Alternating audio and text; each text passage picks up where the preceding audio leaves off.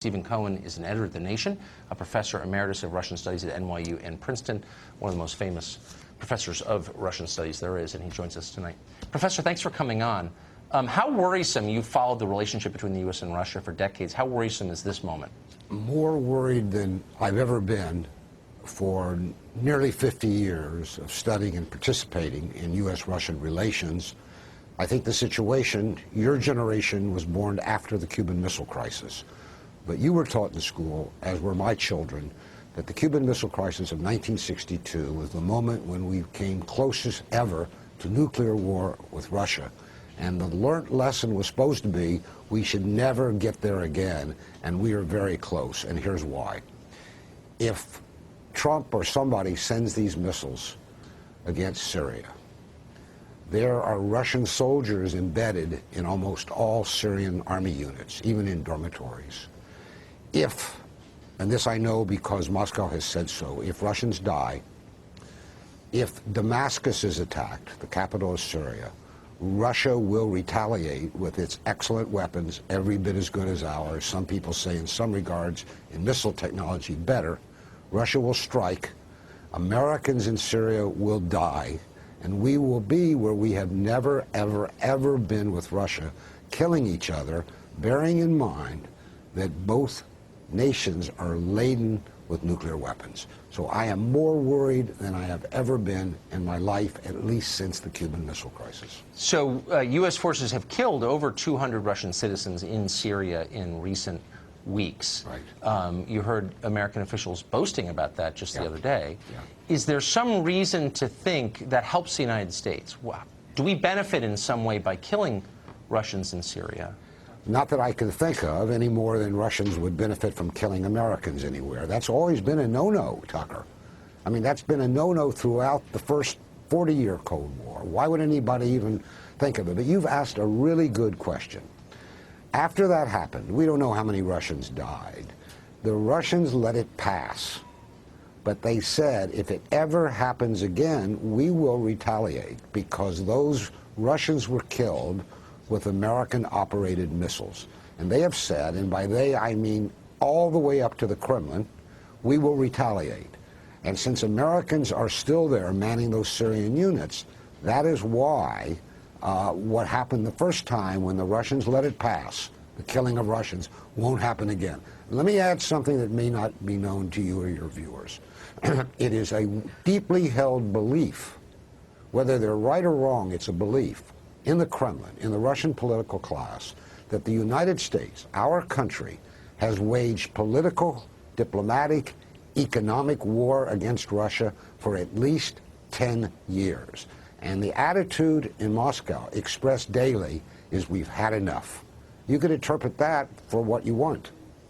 Yeah, I still am totally confused as to how this helps us in any way at all, but I appreciate the warning, and I think warnings from you should be taken seriously. Professor, thank you for this.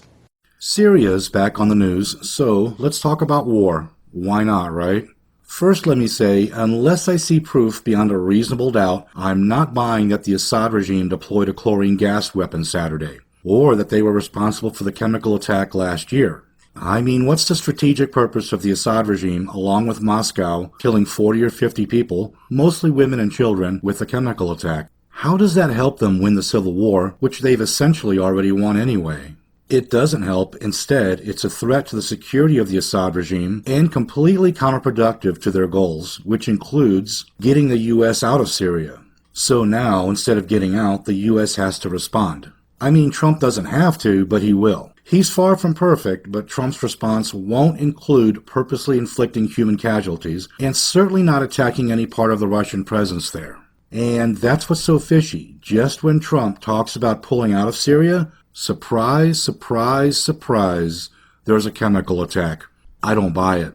And speaking of Trump calling for the U.S. withdrawal from Syria, that's definitely in stark contrast to what Hillary would be up to in Syria. And that's what I want to explore some more here, but I got to go back in time a little to do that. The 1970s was my childhood. That's when I wasn't concerned with much except for Star Wars, comic books, and playing outside with my friends. And yeah, back then kids actually played outside. And get this, totally unsupervised too. The 80s were my teen years, a time of discovery, of realization. I realized I liked girls, a lot. I realized the really good music wasn't the stuff they were playing on the radio. And I realized we were at war. Not a conventional war, but a pretty damn scary war nonetheless. The Russians wanted America wiped off the face of the planet, and not just for geopolitical reasons, but for ideological reasons as well. And Ronald Reagan, an old-school conservative Christian, rightly saw communism as an evil force that had to be destroyed. So tensions were high, to say the least. I would rather see my little girls die now, still believing in God, than have them grow up under communism and one day die no longer believing in God. So a clash of civilizations seemed pretty imminent, and very few of us expected a happy ending. Maybe that's why in the 80s everyone was spending so much. And you can see the concern people had over nuclear war throughout 1980s pop culture. And unlike today, where most people put post-apocalyptic movies like The Road in the same category as The Walking Dead, because they assume nuclear war will never actually happen, when the made-for-TV movie The Day After aired in November of '83, it scared the shit out of people. Because at that time, to almost everyone, full-scale thermonuclear war was a possibility, if not a probability. There really wasn't a lot of optimism. I hope this doesn't happen at all. It's devastating. Frightening. I think we should make a copy and send it to Russia and tell them to think it's one of their cities. Scary. Terrifying. Absolutely sobering. Now, for you fetuses that weren't around in the 80s, The Day After was about a battle between NATO forces and Soviet forces in Europe that rapidly escalates into a full-scale nuclear exchange between Russia and the U.S. The movie focused on residents of Lawrence, Kansas and Kansas City, Missouri, and was structured as a before, during, and after scenario of a nuclear attack. The first part of the movie is about the characters and their stories, the second shows the nuclear war, and the third details the effects of the fallout on the characters. ABC producers kept up the intensity of the film by having no commercial breaks after the nuclear attack. More than 100 million people in the U.S. watched it during its initial broadcast. That was 62% of the entire U.S. television viewing audience. Needless to say, it was a major cultural event. Right after the movie, ABC had a live debate hosted by Ted Koppel. It featured Carl Sagan, Henry Kissinger, Elie Wiesel, Robert McNamara, General Brent Scowcroft, and William F. Buckley Jr. It was a super interesting discussion, and there's a link to it in the description. Now, here's where things get really interesting and surreal. Less than 2 months before The Day After aired on American television, in a new satellite early warning facility just outside of Moscow, this happened. On the evening of the 29th of September, 1983, Colonel Petrov took over the command of Serpukov 15 as the officer on duty. It was normal routine work. Time was passing by. At around 10 p.m., we were finished with our tea and food. Time was approaching when the spacecraft came into orbit. All was going well. We were prepared just in case. And this just in case happened.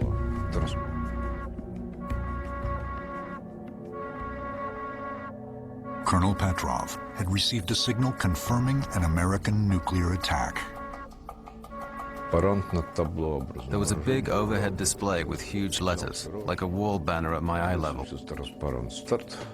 Start. The siren howled. The reports started coming in about the launching of a ballistic rocket from the United States of America. The first reaction was shock. Something that we should have been ready for had actually happened. There was a status panel in front of me, and on the left, one rocket range in the US was lit up. Next to it, there was a number one launching rocket. The probability indicated was the highest possible. The Soviet early warning computer had to go through 30 levels of security checks before it confirmed an actual missile launch. The team scrambled to check the authenticity of the signal. They had only 28 minutes until the impact. I started giving commands, everyone in place, monitor all functions, do this and that, according to instructions. Everything pointed to a yes except for one thing. The launch was not confirmed visually. 30 levels of defense. To get through them was serious. Because of the lack of visual confirmation, Petrov decided to wait before he informed the high military command of what was happening. As I was the first source of this information, the danger was that as soon as I made a decision that this rocket is real, the rest of the chain of command could have been hypnotized by my conclusions.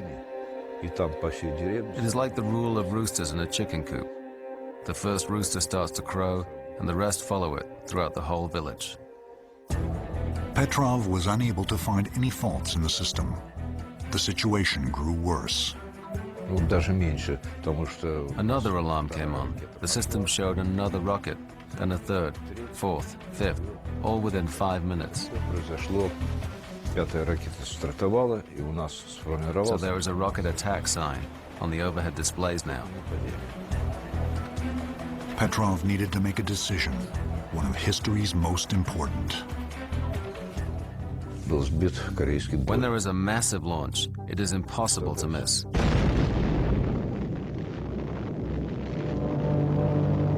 Half of the population gets destroyed right away. 12 minutes had already passed.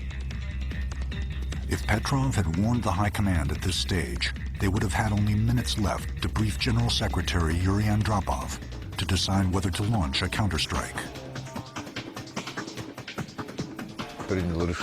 I had to make a decision. I decided this was a false alarm. I decided, in the end, that it would be less damaging to qualify the rockets we detected as false alarms.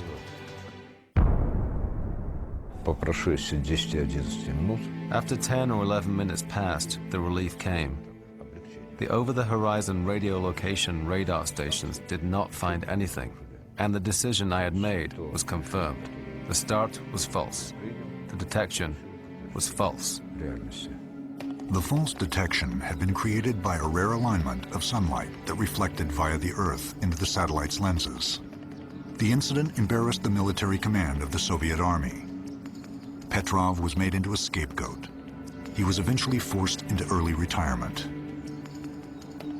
In January 2006, Petrov was honored at a ceremony at the United Nations headquarters. In the Western press, he became known as the man who saved the world. Now, there are a lot of interesting things that clip didn't mention, like that for reasons that are beyond the scope of this video, the Soviet High Command at that time believed a secret U.S. first strike was imminent. Another thing, Colonel Petrov blatantly disobeyed orders and protocol by not informing his superiors once the computers confirmed the missile launches. Also interesting is Petrov was one of the few civilian-educated Soviet officers. Most military experts believe that made him a little less prone to following orders. And they also concur that the response of the Soviet High Command would have almost certainly been launching a full retaliatory strike at the U.S. Now, I think every good story has a moral. Lieutenant Colonel Stanislav Petrov is a good example of someone who thinks for himself. That's a good lesson, but I also get some other things out of his story, like that the type of person you are matters. The choices we make matter, and those choices don't just affect our own lives, but many other people's lives as well. And it's not just that we can influence and change the trajectory of people and things around us, we do, whether we want to or not, for better or for worse. That's why we matter, and that's why it matters if we, for example, vote. And that brings me to the final story in this video. When Donald Trump was elected, the liberal left went into full mass hysteria mode. But you'd be hard-pressed to get a straight answer from any of them about which of Trump's proposed policies they were protesting and rioting over. That's because they were too busy screaming about a white lash or that Trump is a racist. And for the record, before he ran for president, nobody ever accused Trump of being a racist. As a matter of fact, he dated a black woman for 2 years in the 1990s. And in a 2017 interview, she said, quote, "I never heard him say any disparaging comment towards any race of people." And she also said, "I would never go out with anyone that's a racist. That's crazy." And when they weren't talking about Trump being a racist, the left, including the mainstream media, were parroting some nonsense about allegations of unwanted sexual advances decades ago, or his coarse locker room talk. Who do you think won the debate? Oh, Trump. He destroyed it. He killed it. Let me talk about the tape that was released on Friday. The I don't access. care. I literally, I don't care. You don't care that he talked about groping no, you women? know what? Because I have brothers, and I can guarantee you, my dad was a basketball coach, and I can tell you with confidence, they all said the same exact type of stuff. Now, while the loony left was busy obsessing over Trump's political incorrectness, Hillary Clinton was proposing going to war with Russia when elected. And this isn't hyperbole. Had Hillary been elected, she would have entered the White House with the most contentious relationship with Russia since the Cold War. And since the world barely survived the Cold War, it's not something we should recklessly seek to repeat. Yet, throughout her campaign, she portrayed Vladimir Putin as America's archenemy. She also said Russia's alleged hacking into the DNC email server was an act of war, which it objectively was not. But most troubling was her vow to, when elected, enact and enforce a no-fly zone in Syria. By the way, enacting a no-fly zone entails putting tens of thousands of American boots on the ground, bombing Syrian and Russian air defenses, and shooting down Russian planes. In other words, it entailed going to war with Russia, who themselves had already clearly stated that they will defend themselves against any force that threatens their military presence in Syria. What about the option of controlling the airspace so that barrel bombs cannot be dropped? All the options. What do you think of that option, sir? Right now, Senator, for us to control all of the airspace in Syria would require us to go to war against Syria and Russia. That's a pretty fundamental decision that certainly I'm not going to make. Russia hasn't paid any attention to ISIS. They're interested in keeping Assad in power. So when I was Secretary of State, advocated, and I advocate today, a no-fly zone and safe zones. We need some leverage with the Russians. Now, in case someone's rolling their eyes and thinking Russia was bluffing and would never engage in a war with U.S. over Syria, and even if it did, it would never have gone nuclear, there are some things that are important to know. Russia has a legitimate reason for being in Syria. They were invited by longtime ally Syrian President Bashar al-Assad to intervene militarily against Islamist rebels trying to overthrow him. On the other hand, the U.S. has no business in Syria, especially with the intent of overthrowing Assad. Syria committed no act of war against the U.S., and it's not like Assad is the world's only oppressive dictator. Unfortunately, there are plenty, even in our own backyard. Now, as Secretary of State, Hillary called for military intervention and the arming of rebel groups early in the conflict. This is reminiscent of when she more than anyone else pushed for and helped effectuate the overthrow of Libya's Muammar Gaddafi, which led to the U.S. having to spend its resources bombing ISIS in that failed state, something it didn't have to do while Gaddafi was in power because Gaddafi, like Saddam Hussein, suppressed Islamic extremists. And today in Libya, you can find slave markets where captured African migrants are auctioned off. So Hillary's foreign policy record shows she's reckless at best. Yet during her election campaign, no one on the left was concerned about her proposed actions in Syria, where Russia, a first world nuclear superpower, is heavily involved. Now, Hillary said that she would impose a no-fly zone because Russia was all in Syria. Which makes no sense because when someone's all in, you can't get them off their hand. They literally can no longer fold their hand. But regardless, what she didn't mention was why Russia was all in Syria. Russia is determined to keep Assad in power because Assad refuses to sign the agreement allowing the Qatar-Turkey gas pipeline to run through Syria, which protects the interests of his ally, Russia. What interests? Well, 80% of the gas and oil Russia exports is sold to Europe through established pipelines used to transport it cheaply. Europe is almost 90% dependent on imports for its gas and oil, and Russia is their biggest supplier. This is not only crucial to Russia economically, but also for political leverage. Unfortunately, the U.S. supports Qatar's proposal to build a gas pipeline from the Middle East directly to Europe, providing Europe with a new source for gas, essentially putting Russia out of business. By the way, Qatar, which was a Hillary Foundation donor, of course, owns 2/3 of the largest gas field in the world. They just can't capitalize on it fully because it relies on tankers to deliver to other countries, which makes it more expensive than Russia's gas.